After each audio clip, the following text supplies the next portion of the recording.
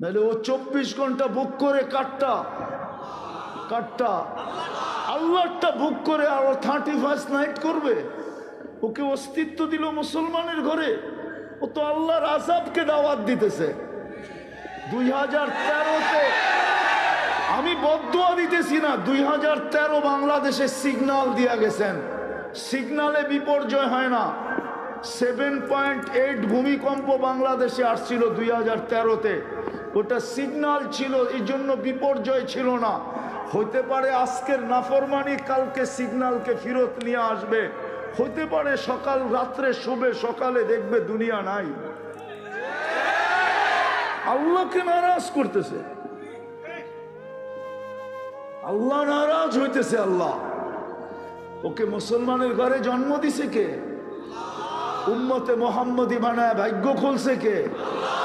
একটা তো দেখাইলাম তোমার কত বড় ভাগ্য। নাহলে আদম আলাইহিস সালাম কেন বলবে যে উম্মতে মোহাম্মদীর সাথে আমার চেয়ে কোটি গুণ বেশি ভালোবাসা?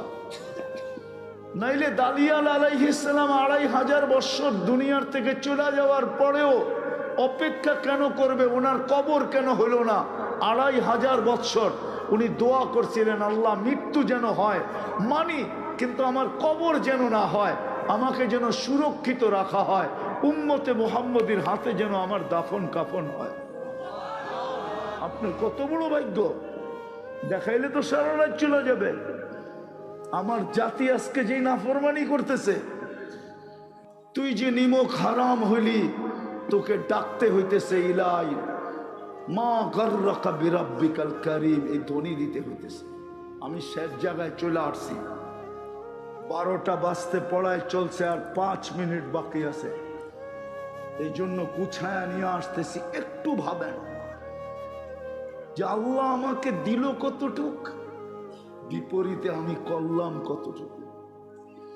2024 যে পাওয়ায় দিল আর 25 যে পাওয়ায় দিতেছে। এই জন্যই তো ওমর রাদিয়াল্লাহু তাআলা আনহু চিৎকার দিছিলেন, হাসিবু ক্বাবলা আন তুহাসাব। কোরআনও বলে কাফা বিনাফসিকাল ইয়াউমা আলাইকা হাসিবা। হিসাব করো জলদি,